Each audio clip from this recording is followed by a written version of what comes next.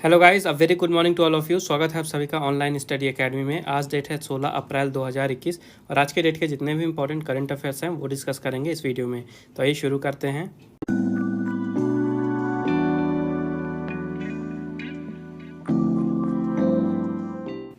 तो आज का पहला अपडेट है, world art day was observe on 15 अप्रैल। 15 अप्रैल को विश्व कला दिवस मनाया गया।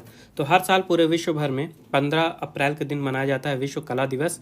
और ये दिन मनाया जाता है कला यानी आर्ट को प्रमोट करने के लिए। लोगों को कहा जाता है कि आर्ट के डेवलपमेंट में अपना योगदान दें और आर्ट यानी कला को अच्छे से एंजॉय करें।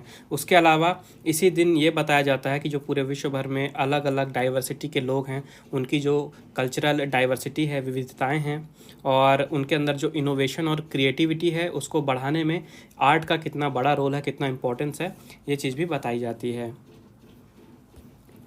नेक्स्ट अपडेट है, national fire service day was observe on 14 अप्रैल।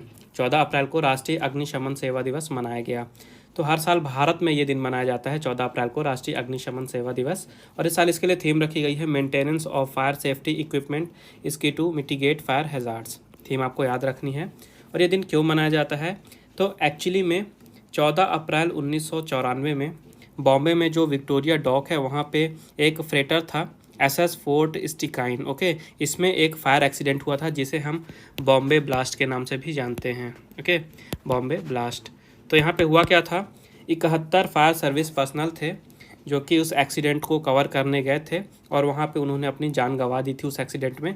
तो उन्हीं की याद में, उनको याद करने के लिए ये दिन मनाया जाता है हर साल 14 अप्रैल को। नेक्स्ट अपडेट है, Udhampur district has bagged top position at national level for successful implementation of PMGSY. Udhampur जिले ने पीएमजीएसवाई के सफल कार्यान्वयन के लिए राष्ट्रीय स्तर पर शीर्ष स्थान प्राप्त किया है। तो उधमपुर डिस्ट्रिक्ट है जम्मू और कश्मीर का और इसने अभी हाल ही में टॉप पोजीशन प्राप्त की है नेशनल लेवल पे। किस चीज़ में? जो प्रधानमंत्री ग्राम सड़क योजना है इसके इम्प्लीमेंटेशन में। ओके, 2020-21 की बात की जा रही है ये। तो 2020-21 में उधमपुर में टोटल 560.49 किलोमीटर की रोड बनाई गई। वहीं अगर स्टेट वाइज बात करें तो छत्तीसगढ़ रहा है सबसे ऊपर। ठीक, दूसरे नंबर पे रहा है उत्तराखंड और तीसरे पे रहा है जम्मू और कश्मीर। तो उधमपुर ज़िला है जो जम्मू कश्मीर में है। तो जम्मू और कश्मीर को यूनियन टेरिटरी का स्टेटस मिला था 31 अक्टूबर 2019 को। लेफ्टिनेंट गवर्नर है मनोज सिन्हा जी। समर कैपिटल है श्रीनगर और विंटर कैपिटल है जम्मू। और स्टेट में टॉप किया छत्तीसगढ़ ने। यहाँ की कैपिटल है रायपुर। चीफ मिनिस्टर हैं भूपेश बघेल और गवर्नर हैं अनुसुईया उइके। नेक्स्ट अपडेट है, professor K Vijay Raghavan has launched Manas app for mental health. Professor K Vijay Raghavan जी ने मानसिक स्वास्थ्य के लिए मानस ऐप लॉन्च किया है। तो अभी हाल ही में जो भारत सरकार के प्रिंसिपल साइंटिफिक एडवाइज़र हैं प्रोफेसर के विजय राघवन जी, उन्होंने मानस नाम का एक ऐप लॉन्च किया है। मानस जो है ये शॉर्ट फॉर्म है mental health and normalcy augmentation system का। फुल फॉर्म आपको याद रखना है। और ये ऐप लॉन्च की गई है लोगों के बीच में वेल बींग को और जो उनकी मेंटल हेल्थ है उसको प्रमोट करने के लिए। तो ये जो ऐप है इसे डेवलप किया गया है ताकि जो भारत के सिटीज़न हैं उनकी मेंटल हेल्थ सही रखी जा सके। तो इस ऐप को ज़्यादा से ज़्यादा काम करने के लिए इसको भारत में जो पब्लिक हेल्थ स्कीम है उनसे जोड़ा जाएगा, जैसे कि नेशनल हेल्थ मिशन है, पोषण अभियान है, ई संजीवनी है। ओके, तो इस तरह की स्कीम से इसे जोड़ा जाएगा ताकि ज़्यादा से ज़्यादा लोग इसका लाभ उठा सकें। ओके, तो ये जो ऐप है इसका जो इनिशियल वर्जन है इसमें 15 से लेकर 35 साल के बीच का जो एज ग्रुप है उनके बीच में पॉजिटिव मेंटल हेल्थ को प्रमोट किया जाएगा। नेक्स्ट अपडेट है, Siddharth Longjam appointed as new director general of NADA. Siddharth Longjam ji को एनएडीए यानी नाडा का नया महानिदेशक नियुक्त किया गया है। तो नाडा यानी कि national anti doping agency. Okay, जो भारत में स्पोर्ट्स के लिए डोपिंग वगैरह चेक करती है नाडा। हाल ही में सिद्धार्थ लोंगजम जी को वहाँ के नए डायरेक्टर जनरल के रूप में नियुक्त कर दिया गया है। जो सिद्धार्थ लोंगजम हैं ये अभी प्रेजेंट में जो स्पोर्ट्स मिनिस्ट्री है वहाँ पे जॉइंट सेक्रेटरी की तरह काम कर रहे हैं। इसके अलावा जो नेशनल डोप टेस्टिंग लेबोरेटरी है जो कि फ़िलहाल सस्पेंडेड है, वहाँ के ये सीईओ भी हैं और अब ये नए डायरेक्टर जनरल बन गए हैं नाडा के। ये रिप्लेस करेंगे नवीन अग्रवाल जी को। तो जो नाडा है इसका हेडक्वार्टर है नई दिल्ली में और इसकी स्थापना की गई थी 2005 में।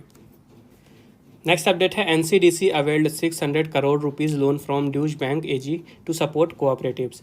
सहकारी समितियों का समर्थन करने के लिए एनसीडीसी ने ड्यूश बैंक एजी से 600 करोड़ रुपए का ऋण लिया है।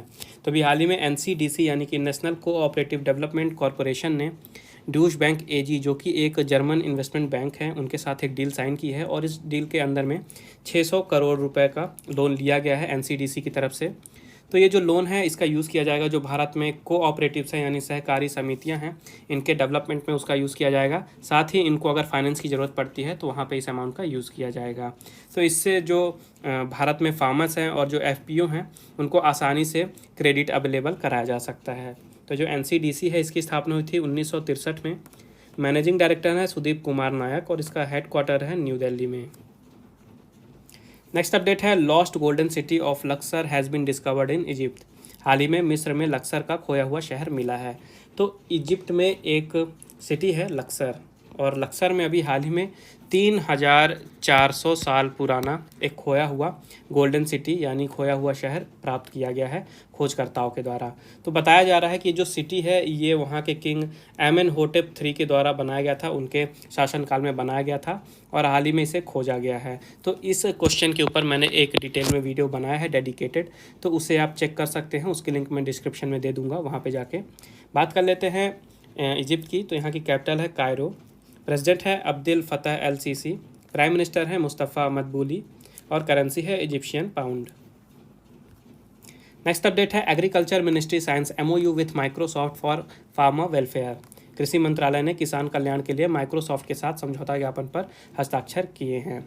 तो हाल ही में भारत का जो एग्रीकल्चर मिनिस्ट्री है उन्होंने माइक्रोसॉफ्ट के साथ एक एमओयू साइन किया है भारत में जो किसान हैं उनके कल्याण के लिए, उनके वेलफेयर के लिए। तो इस प्रोजेक्ट का मेन फोकस होगा जो भारत में एग्रीकल्चर का सेक्टर है वहाँ पे टेक्नोलॉजी को लाना, भारत का एग्रीकल्चर का जो क्षेत्र है उसको टेक्नोलॉजी बूस्टेड बनाना। तो इस प्रोजेक्ट के अंडर में जो भी फार्मर्स हैं उनको स्मार्ट एग्रीकल्चर टेक्निक्स बताई जाएंगी। ओके, जो भी नई तरीके की टेक्निक हैं एग्रीकल्चर के लिए ये सब सिखाया जाएगा फार्मर्स को ताकि उनको बेनिफिट मिले। और ये जो प्रोजेक्ट है फ़िलहाल अभी 6 स्टेट के लगभग 100 गाँवों में लॉन्च किया जाएगा। मध्य प्रदेश, उत्तर प्रदेश, राजस्थान, गुजरात, हरियाणा और आंध्र प्रदेश, ये 6 स्टेट हैं। यहाँ पे 100 विलेजेस में इसे लॉन्च किया जाएगा। और ये किया क्यों जा रहा है, तो भारत में जो एग्रीकल्चर है, खेती-बाड़ी है, इसका बहुत बड़ा योगदान है। भारत पूरे विश्व भर में सेकंड नंबर में आता है अगर फार्म आउटपुट की बात करें। तो भारत का जो वर्क फोर्स है इसमें लगभग 50% जो है लोग जो हैं ये एग्रीकल्चर से ही एम्प्लॉयड हैं। और जो भारत की जीडीपी है इसमें 17 से 18% एग्रीकल्चर से ही कंट्रीब्यूशन होता है। और भारत हर साल लगभग 38 बिलियन US डॉलर का एग्रीकल्चर प्रोडक्ट जो है एक्सपोर्ट करता है। और भारत पूरे विश्व भर में अगर एग्रीकल्चरल प्रोडक्ट्स की बात करें, उसके एक्सपोर्ट की बात करें, तो भारत 7वां सबसे बड़ा एक्सपोर्टर है पूरे विश्व भर में। तो एग्रीकल्चर काफ़ी ज़्यादा इंपॉर्टेंट है भारत के लिए, इसी कारण से ये कदम उठाया गया है। नेक्स्ट अपडेट है Narendra Singh Tomar has launched national nursery portal. Narendra Singh Tomar ji ने राष्ट्रीय नर्सरी पोर्टल लॉन्च किया है। तो नरेंद्र सिंह तोमर जी भारत में agriculture and farmer welfare minister हैं और इन्होंने अभी हाल ही में लॉन्च किया है नेशनल नर्सरी पोर्टल। पोर्टल का आपको नाम याद रखना है। तो ये जो पोर्टल है इसको डेवलप किया गया है नेशनल हॉर्टिकल्चर बोर्ड के द्वारा। ओके, तो इसमें होगा क्या, जो भी नर्सरी के ऑपरेटर्स हैं और कंज्यूमर हैं उनको आपस में कनेक्ट किया जाएगा। ये एक ऐसा पोर्टल होगा जहाँ पे जो कंज्यूमर होंगे और जो सप्लायर होंगे वो आपस में कनेक्ट हो सकते हैं।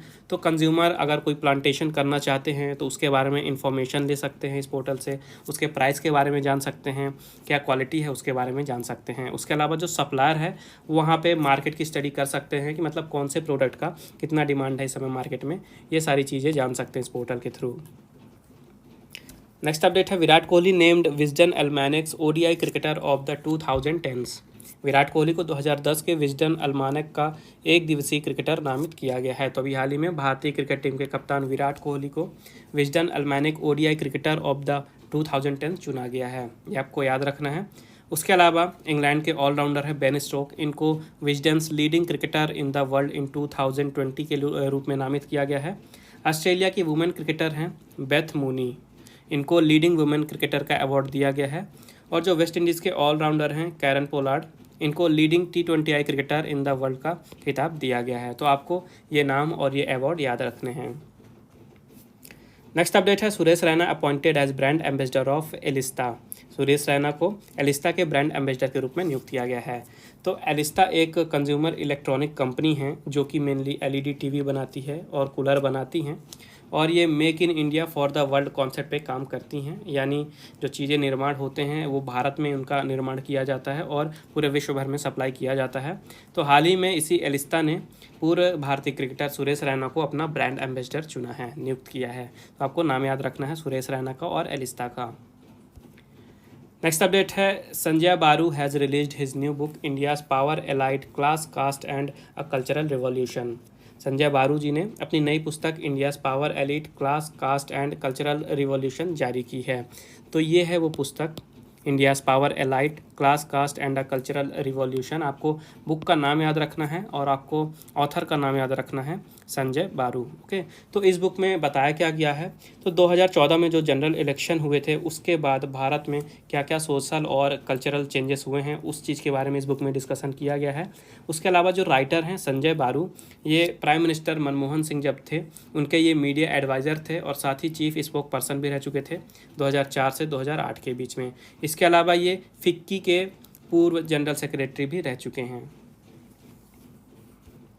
तो ये थे आज के important current affairs. I hope आपको यूज़फुल लगे होंगे। वीडियो पसंद आई है तो वीडियो को लाइक ज़रूर करें, ज़्यादा से ज़्यादा शेयर करें अपने दोस्तों के साथ और चैनल को सब्सक्राइब करना ना भूलें। नोटिफिकेशन आपको मिलती रहे इसलिए मेक श्योर बेल आइकन जरूर दबाइएगा। और PDF की लिंक मैंने नीचे डिस्क्रिप्शन में दे दी है, आप वहाँ पर विजिट करके फाइल डाउनलोड कर सकते हैं। तो फिर मिलते हैं कल कुछ नए करंट अफेयर्स के साथ। तब तक के लिए take care and thank you guys.